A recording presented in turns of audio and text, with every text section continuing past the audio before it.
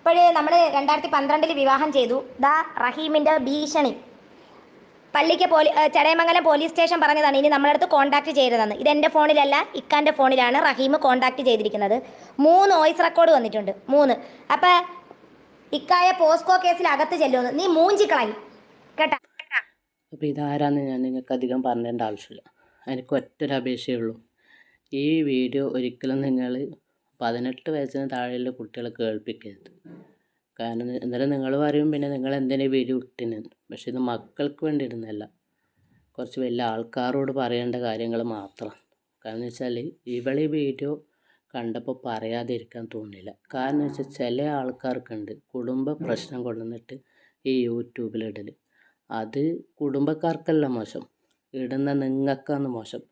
കാരണം എന്ന് വെച്ചാൽ ഇത്രയും വീഡിയോസ് ഇത്രയും വൃത്തികെട്ട രീതിയിൽ ഇട്ടിട്ട് വീണ്ടും നിങ്ങൾ പുറത്തിറങ്ങി നടക്കുന്നില്ലേ. ആ വീഡിയോ വാച്ച് ചെയ്ത എല്ലാവരും നിങ്ങളെ വിലയിരുത്തും. അതുകൊണ്ട് ദയവ് ചെയ്ത് കുടുംബ പ്രശ്നങ്ങൾ ഉണ്ടെങ്കിൽ അത് നിങ്ങൾ കുടുംബ പ്രശ്നം കുടുംബത്തിൽ പോയിട്ട് പറഞ്ഞു തീർക്കുക. അല്ലാണ്ട് ഒരിക്കലും ഇതുപോലെ ഇങ്ങനെ യൂട്യൂബിൽ ഇടരുത്. ഇവളെപ്പോലെ യൂട്യൂബിൽ കുടുംബം നാറ്റിയ ഒന്നാണ് ഷാജിദ ഷാജി.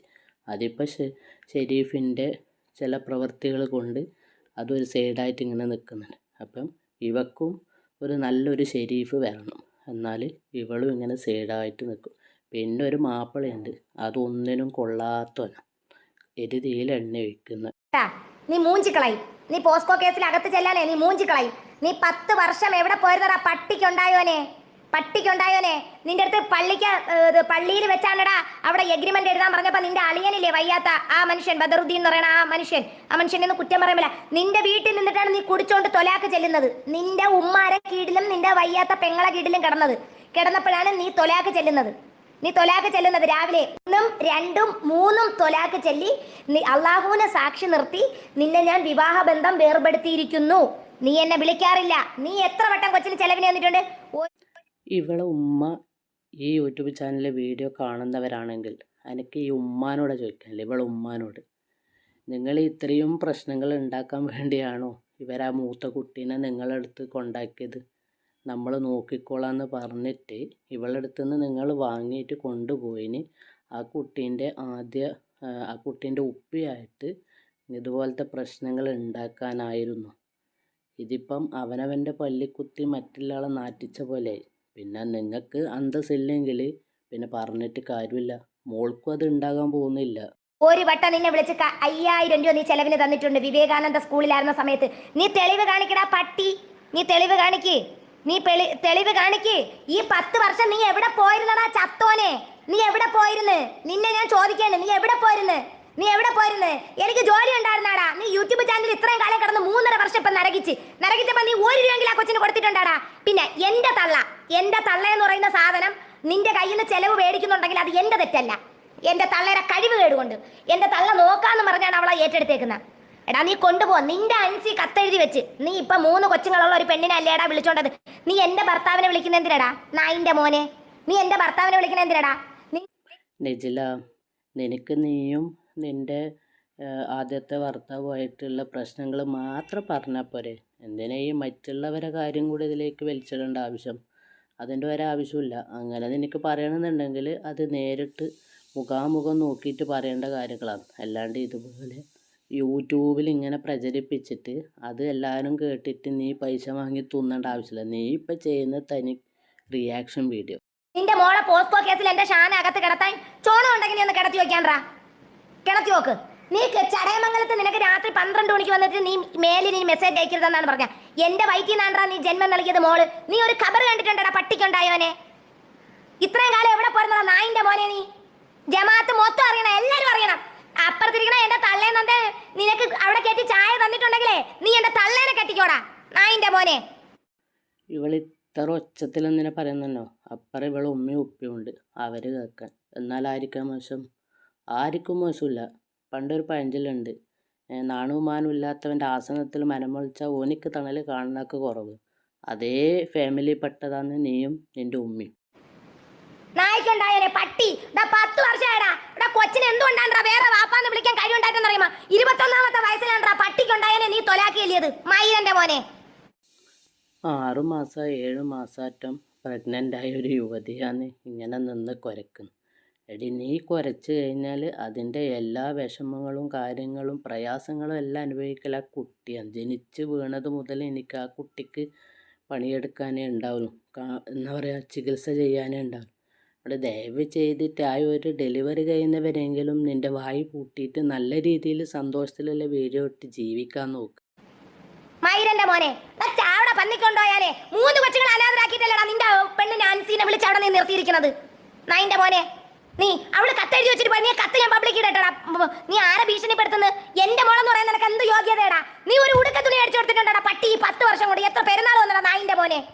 എവിടെ പോരുന്നതാ നീ ഇപ്പൊ വീടിന്റെ ഭീഷണി അടിച്ച നീ സെക്സ് വീഡിയോ. ഞാൻ റഹീമിന് എന്തെരീത്, സനോഫറിന് എന്തെരീതെന്ന്, സനോഫറിനെ കാക്കച്ചിയുടെ കല്യാണത്തിന് വെച്ചിട്ടാണടാ വേറ്റ് നിക്കാഹ് വഴി ആലോചന വന്നത്. സനോഫർ മരിച്ചു പോയിട്ടില്ല. അദ്ദേഹം ബന്ധം തീർന്ന് ഗൾഫിൽ നിന്നിട്ട് അവരെ വീട്ടുകാർ വന്നാണ് ഉറപ്പിക്കുന്നത്, അല്ലാതെ പ്രേമിച്ച് ഫേസ്ബുക്ക് വഴി പോയതല്ല. അവർ വന്നു, വാപ്പായെ വിളിച്ചു, കല്യാണം നടത്തി, ജമാത്തിൽ വെച്ച് 100 പേരെ സാക്ഷി വെച്ചിട്ടാണ് കല്യാണം നടത്തിയത്.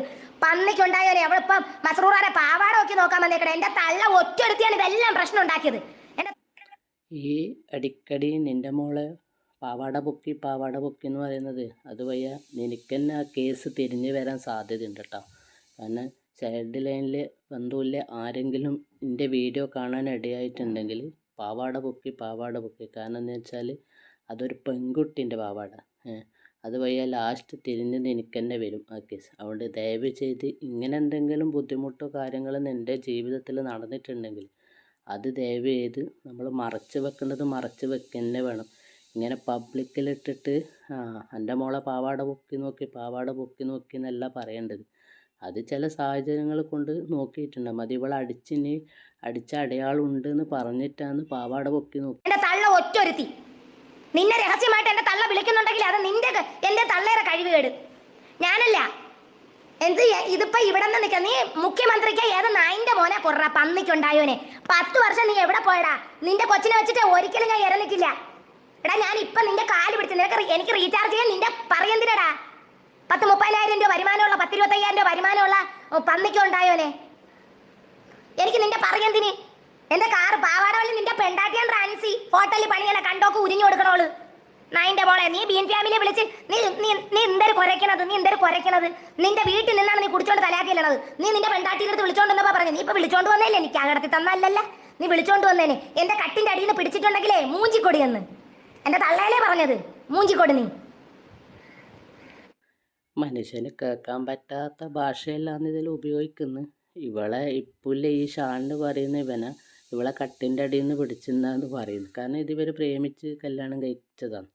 അപ്പം അത് കിട്ടിയത് മുഴുക്കുടിയൻ. പിന്നെ വേറൊരു എന്താ പറയുക തമാശ എന്ന് പറഞ്ഞാൽ ഇവള് 4 ആളെ കല്യാണം കഴിച്ച് 4 ആളും കുടിയന്മാറാണ്.